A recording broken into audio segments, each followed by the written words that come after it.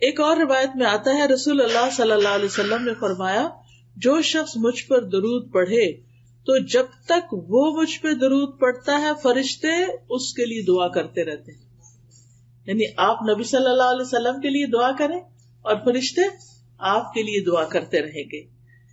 ایک شخص نے عرض کیا اللہ کے رسول صلی اللہ علیہ وسلم کیا میں اپنی دعا کا 1/3 حصہ درود نہ کر لوں؟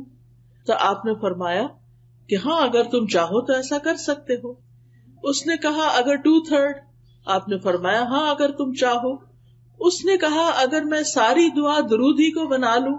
تو آپ نے فرمایا پھر تو یہ تمہارے لیے اللہ تمہارے دنیا اور آخرت کے سب غم ہم کے لیے کافی ہو جائے گا. یعنی اگر آپ کو بعض اوقات انسان کی سچویشن اتنی ٹینس ہوتی ہے کہ اس کو دعا بھی نہیں سمجھ آتی مجھے کیا مانگنا چاہیے اس وقت.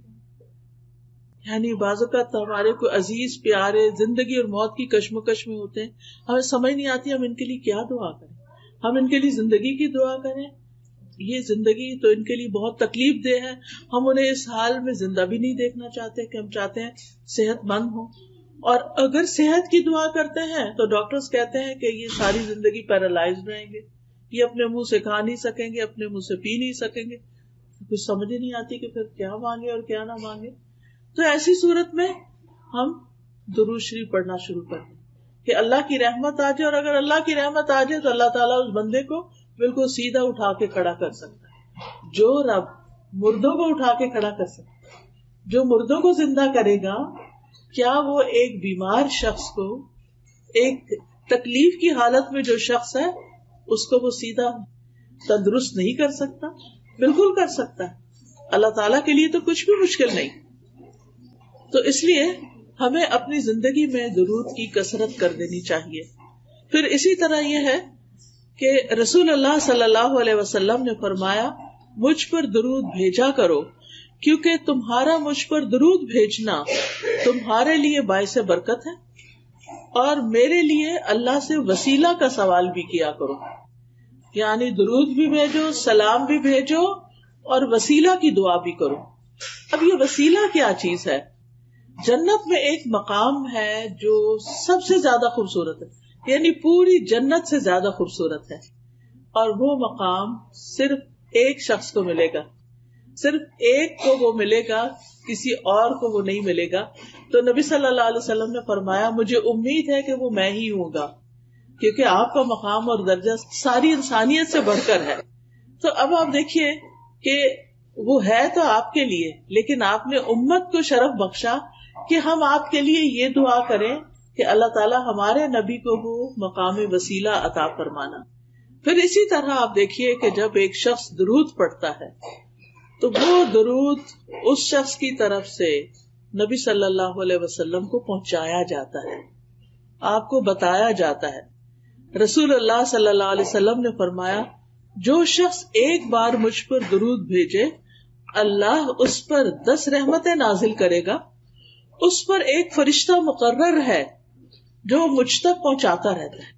یعنی ہم اپنے گھر میں بیٹھ کے پڑھیں, بعض اوقات ہم سوچتے ہیں نا کوئی مدینہ جائے, کوئی روزے پہ جائے اور ہمارا سلام لے کر جائے, تو بات یہ ہے کہ وہاں جا کر کوئی پہنچائے یا آپ یہاں اپنے گھر میں بیٹھے ہوئے درود پڑھ رہے ہیں, یہاں پڑھ رہے ہیں, اور اللہ تعالیٰ کی طرف سے فرشتہ مقرر ہے وہ آپ کا درود وہاں تک لے جائے گا, پہنچا دے گا. یعنی بعض اوقات ہم انسانوں کی منت کرتے ہیں, اور انسان کیا وہ وہاں جاتے ہیں وہ بھول ہی جاتے ہیں کہ مجھے کس کس نے کیا کہا تھا, اور ہمیں کوئی ایسا طریقہ بھی نہیں ملتا کہ ہم سے کہا گیا ہو کہ کوئی لے کے جائے اور پہنچائے. آپ جہاں پر بھی ہوں, آپ مسجد نبوی میں ہوں, آپ مدینہ میں ہوں, آپ مکہ میں ہوں, آپ سعودی عرب میں ہوں, آپ پاکستان میں ہوں, آپ کینیڈا میں ہوں, آپ کہیں پر بھی ہوں, آپ کا درود وہاں پہنچ جائے گا, اور یہ آپ کے نامہ اعمال میں بھی جمع ہوتا رہے گا. تو اس سے اچھا کیا تحفہ ہے جو ہم نبی صلی اللہ علیہ وسلم کو بھیج سکتے ہیں.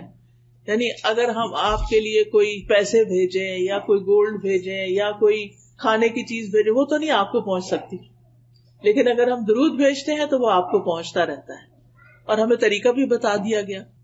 رسول اللہ صلی اللہ علیہ وسلم نے فرمایا تم کہیں بھی ہو مجھ پر درود بھیجو کیونکہ تمہارا درود مجھ تک پہنچ جاتا ہے, ہر جگہ سے پہنچ جاتا ہے.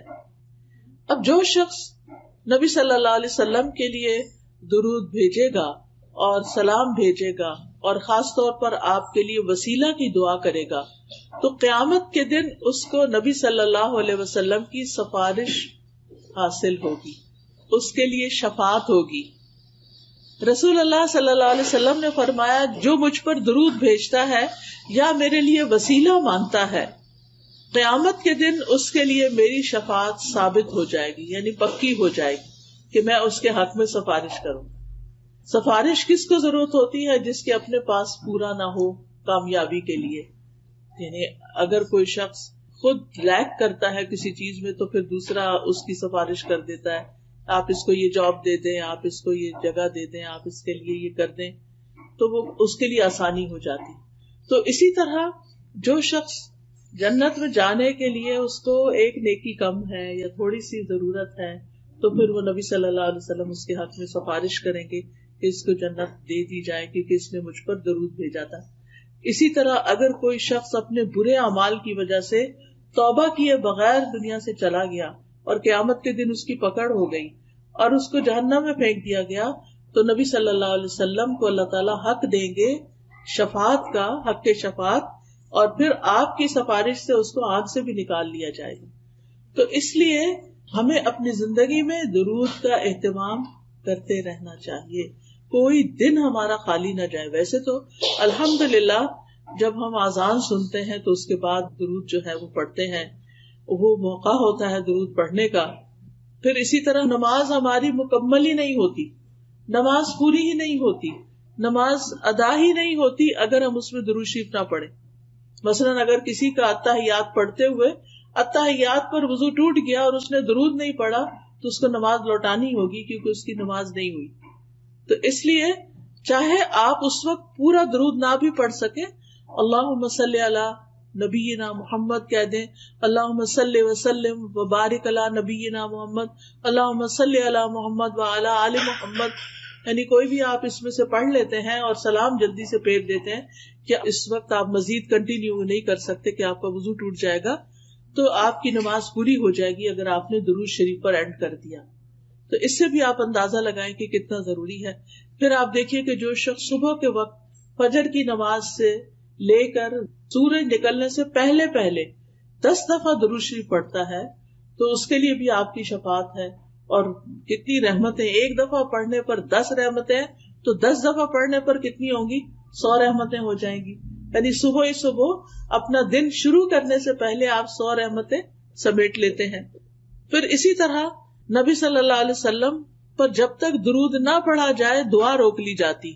یعنی کچھ دعائیں ایسی ہیں کہ جن میں ہمیں پہلے درود شریف پڑھنا ہی ہوتا ہے اور پھر اس کے بعد دعا مانگی جائے تو درود شریف اس دعا کو اوپر لے جانے کا سبب بنتا ہے.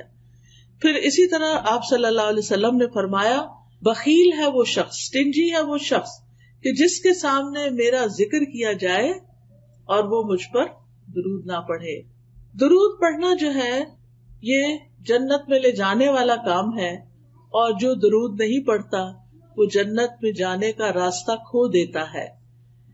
حضرت حسین بن علی رضی اللہ عنہ امام حسین سے مروی ہے کہ رسول اللہ صلی اللہ علیہ وسلم نے فرمایا جس کے پاس میرا ذکر کیا گیا یعنی میرا نام لیا گیا اور وہ مجھ پر درود پڑھنا بھول گیا، اس نے پڑھا ہی نہیں، صلی اللہ علیہ وسلم نہیں کہا. ہونا تو یہ چاہیے نا، جب بھی آپ کا نام لیا جائے تو دل ہی دل میں یا ہلکی سی آواز سے صلی اللہ علیہ وسلم پڑھ لیا جائے. اور جو نہیں پڑھتا، اسے دھیان سے نہ سنا اور نہ پڑھا، وہ جنت کے راستے سے بھٹک گیا. یعنی جو راستہ جنت کی طرف لے جانے والا تھا اس نے وہ چھوڑ دیا، وہ کہیں اور ہی چل پڑا. یعنی اس سے بھی اس کی امپورٹنس کا پتہ چلتا ہے.